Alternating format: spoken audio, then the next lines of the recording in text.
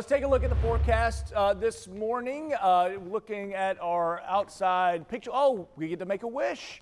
Bridge of Lions is up this morning. We're catching it live. I love it when we catch a live bridge tendering. I know it's slowing you down a little bit. So also a little heads up live right now. If you do have to hit the road, you're going to get a bit of a bridge delay this morning. Bridge delays.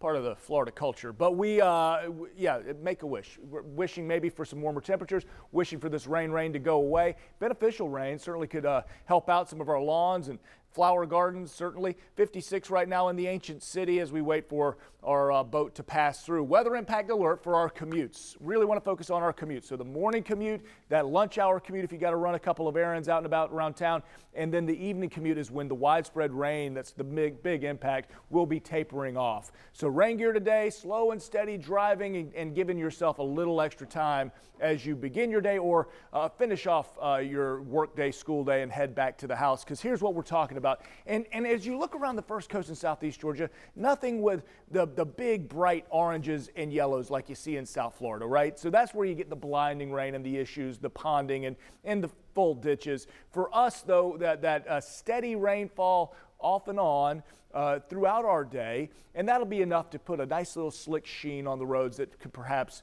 cause some issues for you out there and just be a nuisance. Could also be an impact for our afternoon practices for ball fields. So let's think about that. Be in touch with our coaches, things like that, to make sure they are going to in fact practice today. If it's outdoor sports related, you can see the last couple of hours of movement. Now everything, at least the most rainfall I'm looking at, it's going to be I-10 and south. So for our southeast Georgia friends, Glenn County, Camden County, over to Charlton, Ware, Pierce, Brantley, and over even through Valdosta, lower rainfall rates. Still certainly could see some of that drizzle, but notice how it's all focused, essentially I-10 south, really I-4 if you had to make that drive through Orlando today, you're going to be running into a lot of heavy rainfall. So low 50s for most of us. If you're in the beaches communities, we're in the upper 50s, a little more mild. We've got that weather impact alert highlighted through the 5-6 o'clock time frame when things do begin to taper off. As we look at that low track right across central Florida, we got 4 to 5 o'clock starting to see the worst of the rain move offshore,